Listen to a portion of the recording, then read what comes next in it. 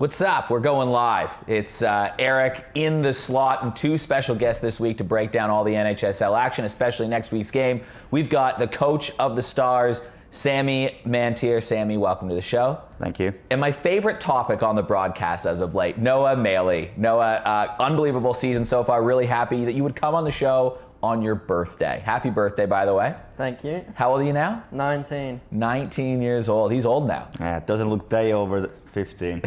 He's a veteran, savvy vet of the team. Got to lead that team. No, seriously, guys, thanks for coming in. We have lots to chat about, but let's just talk quickly about the last game that we saw, as we always do at the top of these shows. It was the Brewers versus the Xtreme. No, you can help me break down some of the, we'll ask you some questions about the game. Steve Best did something that another player on the Xtreme was able to do. He couldn't do this, at least, as he couldn't score on the penalty shot. Reese Boundy, really good game for the Brewers. They were leading pretty much the whole way through the first 50 minutes.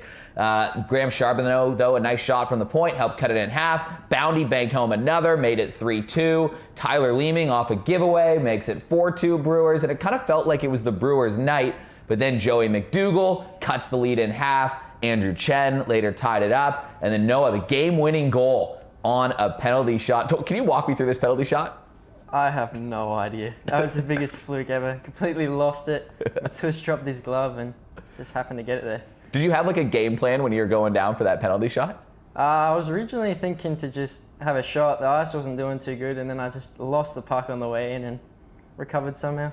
I think Johan Levesque, he was on the broadcast, he was describing it as kind of giving you some credit, being like, man, that went wrong. But to the shooter's credit, like, you have to sometimes be able to adjust when you're going down in there. And it looked like you did that pretty good. Yeah, somehow. Somehow went pretty good. But what was the feeling from the Xtreme in that game? Because it felt like the Brewers, it felt like it was in their hands in that game up until the last 10 minutes when I think you got like 13 of 14 shots in a row, and it was just Brewers undisciplined and a lot of Xtreme goals. Yeah, we were looking at it after the game, and we mentioned it before training today. And we were just looking at the last 10 minutes, and we really managed to stop their shots, and we were giving away a lot of breakaways. So closing down on our defense and taking away the middle of the ice really helped. Sami, do you watch the games on the broadcast when you're not, when the Stars aren't playing? Yeah, I tend to watch. I didn't get to watch that game on the night, but yeah, I watched, take some notes and try to prepare. So how would you have summarized this game to a fan that maybe hadn't seen it before, what we just saw on Friday night? It was an interesting game, but it was kind of similar game to a lot of the games this year, which it goes one way, goes the other way. And yeah, I think the big thing for any team is just being able to play that full 60 minutes. Jeremy Friedrich actually probably made a couple really big saves when I think it was like 4-2, 4-3. He made a few huge saves, a couple on a breakaway, a couple in tight. Was that something that was noticed by the Xtreme during that game? Yeah, that was huge. Really got the boys up and about. Seeing him make those saves and keep us in the game still definitely helped. Yeah, it was a fun game to watch. Every game feels like it's gone down to like the last 3 or 4 minutes. Like either the team has a puck with 20 seconds to go to try to tie the game, or it was no different last week as well. All the close games, how do you prepare for that as a player or a coach, knowing that, yeah, this game's never over? Sami, you would know that better than most. Yeah, no, I think that's what it is. Just keeping your head in the game. You can't, like we tell the boys, not to look past your next shift. And whether it's next shift, next period, yeah, you just gotta keep doing. Every team's good in this league. We got really even teams, as you see from the scores as well. So as soon as you take the foot off the pedal, you lose the momentum. It's really hard to get back. No, you started the season off on a line playing with Joey McDougall, and you two are kind of a pairing together, as well as Jared Siemens on the line. And then McDougall gets hurt, and you and Siemens are broken up. You play centers, and then McDougall gets put on that top line with Wardlaw and Benson, and then you're playing center, you're playing wing, you're playing all over the place. What was your role basically defined to you at the start of the season by the general manager and coach?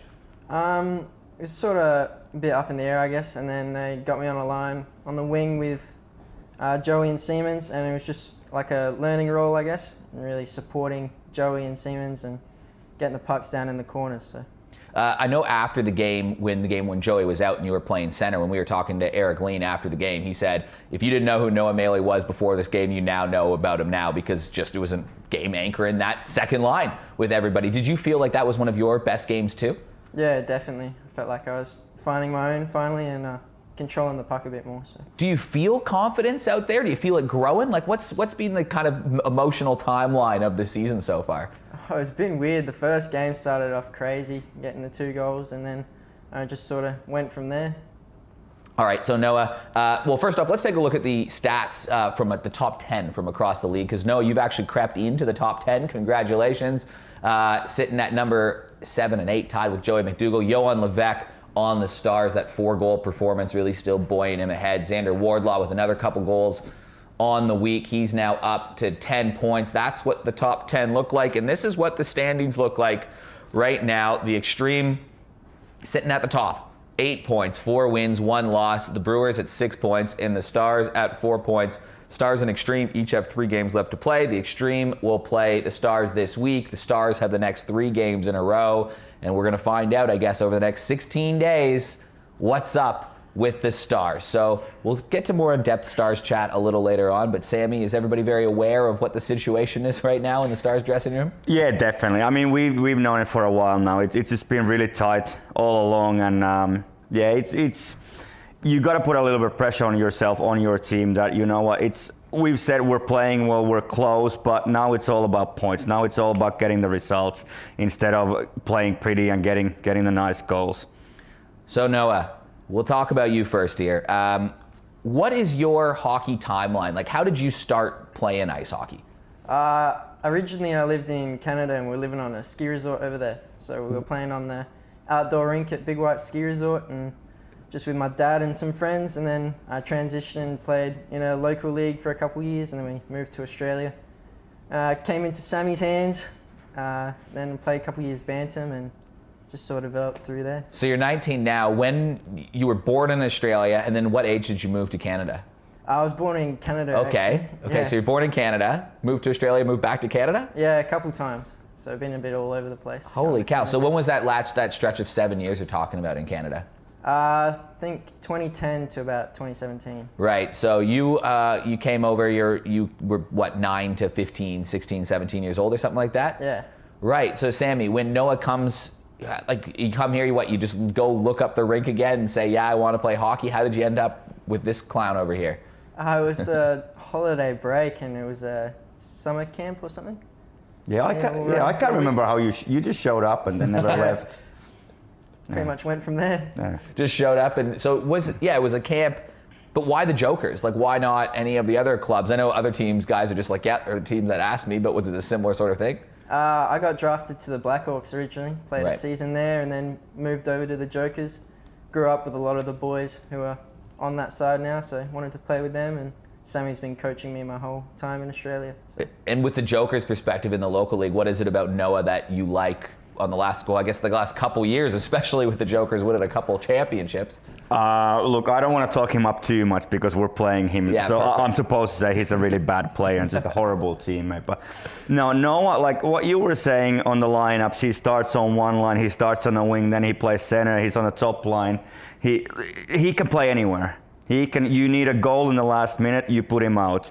You need to win the big face-off, you put him out. You want to win the puck battle in the corner, you put him out. You're on PK, you want to not get scored on last minute, you want him out. So he's just a versatile player, and I mean, I had the pleasure of playing with him a little bit last year, and he was able to carry my carcass around and make me look pretty good. So yeah, it's just.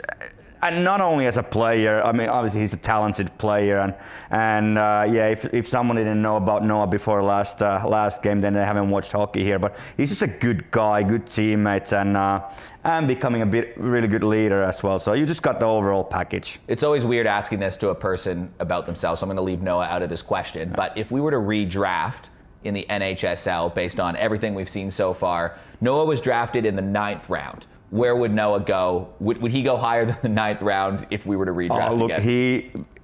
he should go higher. But then again, we kind of looked he should have gone higher on that night as well. So You could have picked him.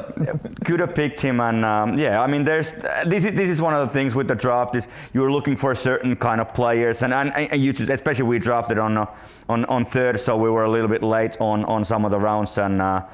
Yeah, but look, we knew from the start whoever's going to get him, whether it's us or someone else, they're going to get a hell of a player. So how did the draft process work for you? Because you weren't a late round pick, but you weren't the first 5 round pick. So did teams contact you beforehand and say, hey, we have a bit of an interest in you, or was it kind of a just let's show up to the draft night and hope? Like, what was draft night like for Noah? It was just a bit of fun, really. I didn't really get contacted before at all or anything, so it was just wait and see how the night unfolded. So you got picked by the Xtreme, and then what did the first week or two look like after that you were drafted by the Xtreme? Yeah, it was really good. Tash did an amazing job contacting all the players and sorting out all the work and then getting through to peak and all of that. It was a really good job. Peak seems like a pretty interesting experience. Have you had something like that in your, I guess, athletics career before? Nah, I never had the opportunity, so yeah, it's really good to have their support and everything they do for us before and after the games. What kind of stuff do they do? They supply us with all of our physio and warm-ups, and the boys go there for recovery as well, so yeah. So it's a pretty good, does that help, do you think, build the team bond as well when everyone's kind of forced to be in the same, I guess, workout area together? Yeah, it's good for the boys. They just all get around it, and it's good for them to go and get together outside of just normal ice times. So this is a bit of a weird one here, and a question I love to ask baseball players in my baseball job and around there too. But if you were to watch yourself in the crowd, pretend you're a scout, you're watching the game and you go and see number 2 on the Adelaide Xtreme skating around the ice, how would you describe that player that you're watching on the ice? Probably a little annoyance, I guess. I don't know, just fast and doesn't let people push him off the puck too easy, and always trying to get the puck, just annoy them.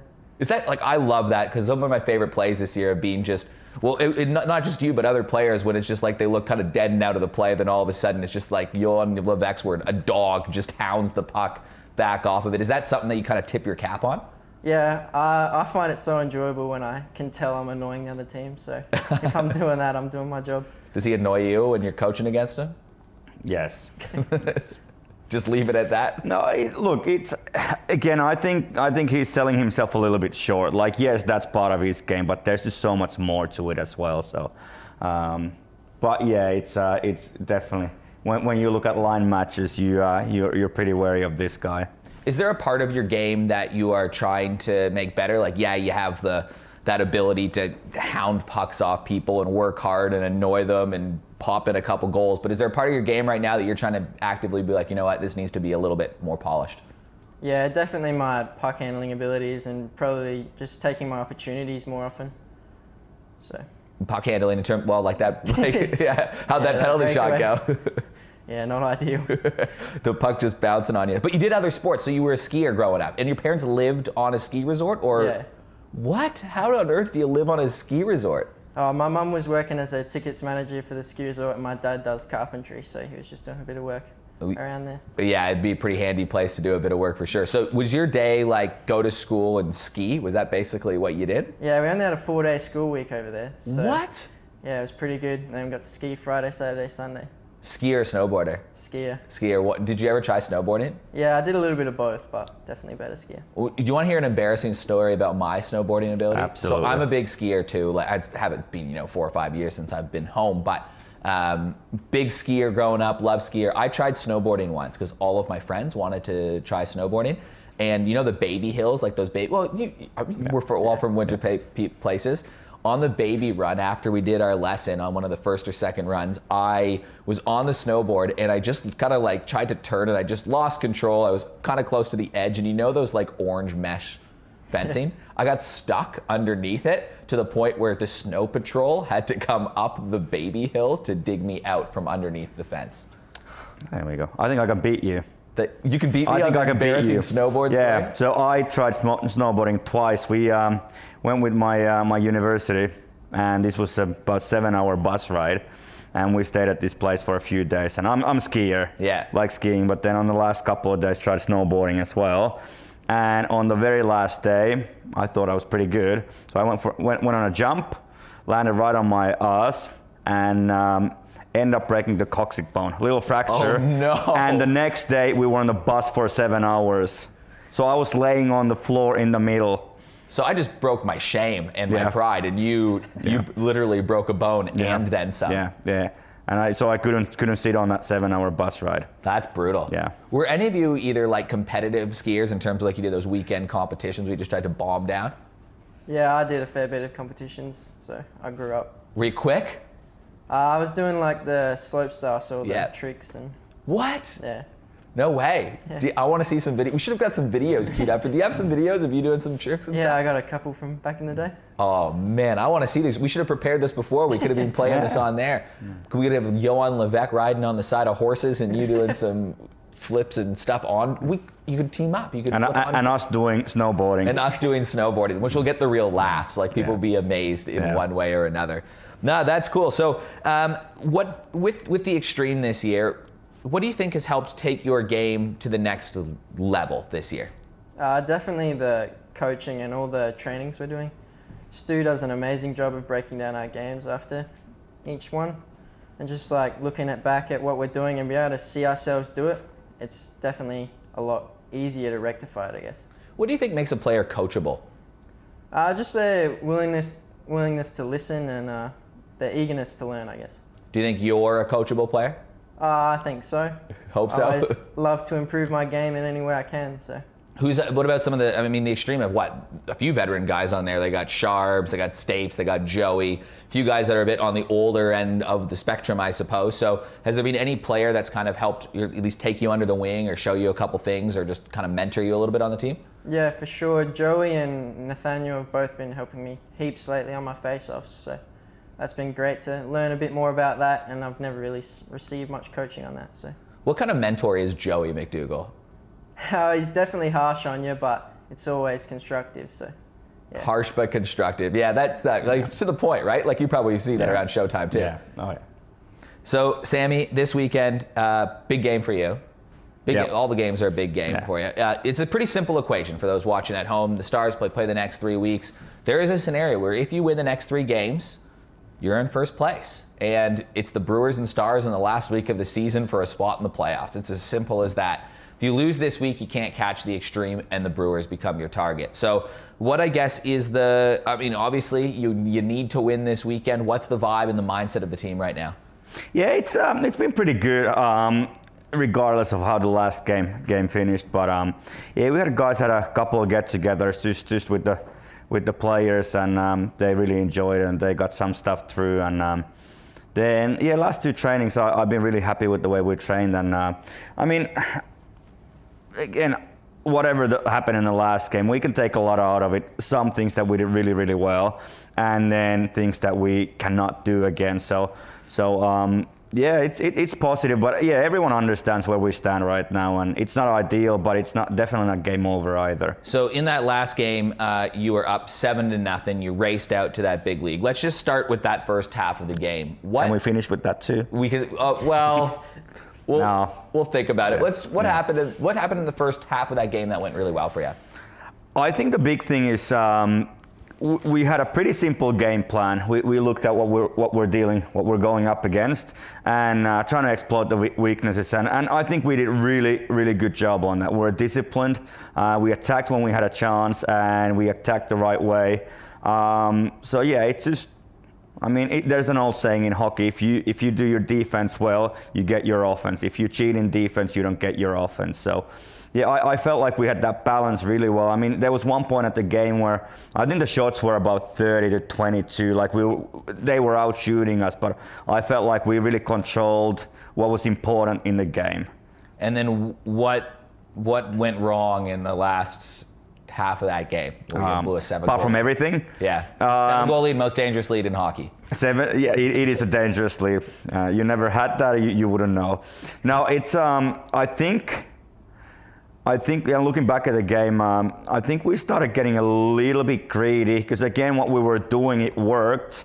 And then just overdoing it, overcommitting in offense. And it only took a couple of goals, and then it's just a little bit of panic.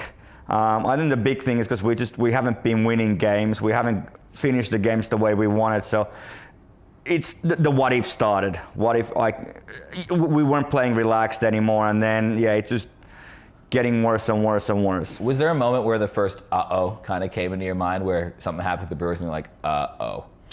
For me, not really. Like I'd like to think that we were.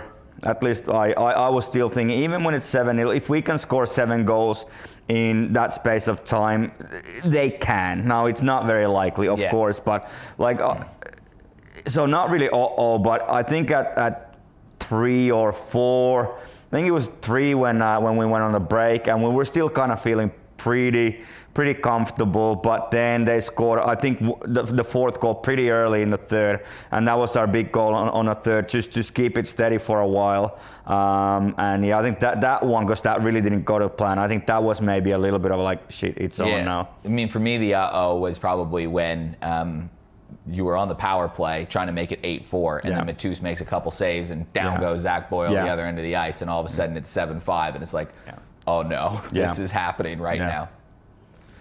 Them's the breaks. No. But what's the belief in the room right now in terms of where this team can go? It is high, and I know it might be a bit of a cliche, but again, we are looking at what we can do better. But if we look that first half of the game, if we play similar to that, I do think we can beat any team in this league, and if we do those things, we are going to be a very hard team to beat. And really, it's in the end, it's only we're 2 games behind these guys. One game. You play them 2 times. So you beat them twice. You're going to be right there. Exactly. Last time you played, it was a really close 1-goal game with the Xtreme. I expect it's like every NHSL game, it's probably going down to the wire again. Without giving much away because you're the opponents, are you guys like breaking down different film opponents? Like what's the preparation looking like for a game like this? Yeah, I'll go first. I mean, I like watching the games anyways and taking notes, whether it's for the next game or just in general. We had a training before these guys in the morning, so I stayed back and watched a bit of their training. So yeah, it's you want to know what the other team is doing, and you can work towards that. But I think the big thing is still, you can't just focus on the other team. You still got to do you got to play to your strengths as well, right? How's the prep looking? Pretty good. We're just looking at sort of tightening up on our D end, I guess, and really controlling the center of the ice as we move and transition through, making sure that we're breaking out strong and not leaving any turnovers in the middle of the ice. So I had a couple friends that came to their first hockey game and they came back again, and they've been asking me a bunch of questions about the game, the nuances, and how it works. And I've loved this about the NHSL because there's a few people that are watching, learning a little bit more about the game.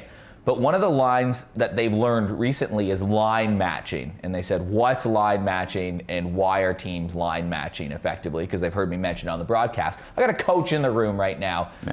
Let's break it down for those people that are just learning it there. What's line matching and why on earth would you even want to do something? Well, to me, I mean, obviously line matching itself is you play your 3-4 lines, and when the opposite team puts certain line out, you want to match that with a line that you feel is a good match, and then you can have the kind of matches that you feel like where you've got the edge over the opposite team. So whether it's physical, whether it's speed or skill, however. And when you're the home team, you get the last change. What kind of advantage does that present when you're playing a line matching kind of strategy? I think it can, for sure. If you do it well, and you can get the advantage, but there's a risk as well that you kind of play on it too much and you focus on it too much, because it's still a flowing game as well. And so yeah, you wanna use it, but you're not able to use it all the time. To me, it's more at key times. So if the coaches are thinking about those key moments when you want to have those exact matchups on the ice, what are the players thinking about? Are you thinking about that higher level stuff, or is it more just tell me where to go and I'll go there? We'll let the coaches deal with that side of things. We're just trying to go out there and play some hockey. So, have you ever been told before a game, being like, Noah, or this line, whatever it is, I want you if you're line A, I want you to be matched up against their line B or their line A, whatever that looks like? Yeah, before last game, my role was to take on the power line. So. Yeah. So you were basically assigned being like, hey, yep, you guys are on the power line. Yeah. And so when you're preparing for a line, do the coaches prep you up on different tendencies of the line, or they give you a rationale of why, or they just kind of say, yep, you go out there and you play that game? They just we break down pretty much every game that happens, so they'll look at what lines are doing and the strategies they're sort of running, so we can go back through and look at that side of things. I've heard Stu's video analysis are pretty in-depth of what's going on. Yeah, they're really good. Have you ever had a video analysis of your own game or the team's structure game before this year? Nah, definitely not. And so what kind of value does it get? Give me an example of something that might be pointed out. from? You can go back to week number 1, so it's not spoiling some stuff. Sorry, I'm taking notes. Personally, it's good to look at my own face-offs, especially since I've been looking back on them so much lately and trying to improve it, so I can look at like my positioning or the positioning of the other team and see where it would be best suited for me to win the draw. So if, Noah, you are a player that players have told me they don't like playing against you, who in the league do you not like playing against? Who are you thinking like, man, they're annoying? I don't know. I feel like Oh. I'm happy to play against pretty much anyone. Are you maybe the most annoying player in the league? Possibly.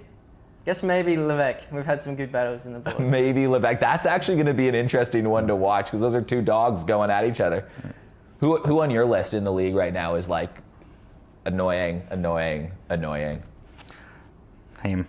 In a complimentary way. Yeah, no. It's. I mean, there's certain players with skill that you really want to pay attention to, but then, then there's guys like Noah, who it's just kind of, you've got everything. So it's like, again, not trying to talk him up too much, but it's hard to match up against him because he sort of does. He does the defensive side, offensive side. All right, fellas, before we head out here, I'm kind of curious about what the life of an NHSL player and a coach is like. So can you walk me through, for those maybe kids that are watching home being like, hey, this is what the lifestyle has been like over the last, I guess, 8-9 weeks of it. So let's start with the players. Like, to walk me through, we'll say it's a back-to-back game week. So you just played on Friday night and you're playing next Friday. So we'll start Friday night, you wake up on game day. What happens, and walk me through to the game week the following week. Usually I'd sleep in on Friday morning. I don't really eat too much before a game personally. I just don't feel too great if I have a full stomach before I go out and play. I get to the rink about an hour and a half before, set up my gear and go out for a warm up with the boys, and then. Do you have any superstitions in the way you set up the gear at all? Nah. Some players do, right? Yeah, definitely, but not for me. So then you set up the gear, you get in the game, you meet with coaches, you play the game. Then what happens? Drive back home, get to Victor.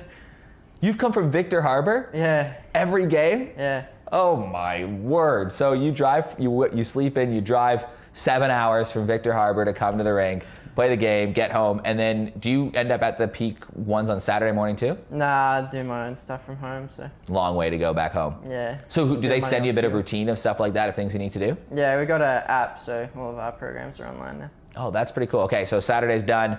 Then when's the next time you're back in contact with the team? Wednesday nights we'll meet for about a half hour to an hour meeting before the training, and then we'll head out. And do you get contact between the Saturday at the conditioning and the Wednesday in terms of how do you communicate? Is it a group message on Facebook or WhatsApp or email, or what's the process look like there? Yeah, we got a players chat through Messenger and then also the Facebook group with the coaches, so we'll get all of our information from Tash and the video reviews from Stu and just any other news. So it could be like a Monday night and Stu might post being like, hey, here's a video review. This is what we're looking for. Yeah, usually the day before training or a couple days before training, so we can go over some stuff before our training. And are they specific to players, or is it like a group message that everyone sees and says, here's a list of stuff basically that we're going to run through? Yeah, pretty much. Sometimes I'll send out stuff specific to the forwards or the defensemen, or sometimes even the centers. Interesting. That's cool. So it's a lot of communication, basically 7 days a week in terms of what things are looking like in game preparation. Yeah, definitely. What about you, Sami? As a coach, it's a bit different because Noah's on the receiving end of all the planning. You're the one doing the planning. So walk me through, like, perfect example, you're playing back-to-back games, Friday and Friday coming up. So what does your day look like tomorrow and then leading into the game and then the following week? Yeah, well, I think the first thing is I feel like I'm thinking about this league 24/7. Yeah. So it's just thinking games.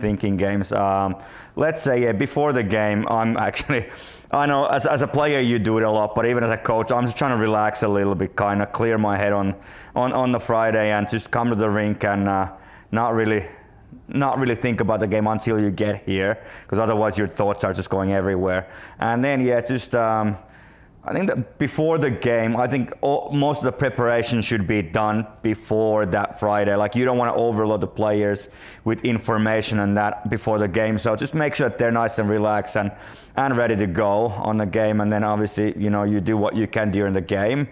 And obviously, 10 o'clock at night you finish the game is going to be in your head until 1 a.m.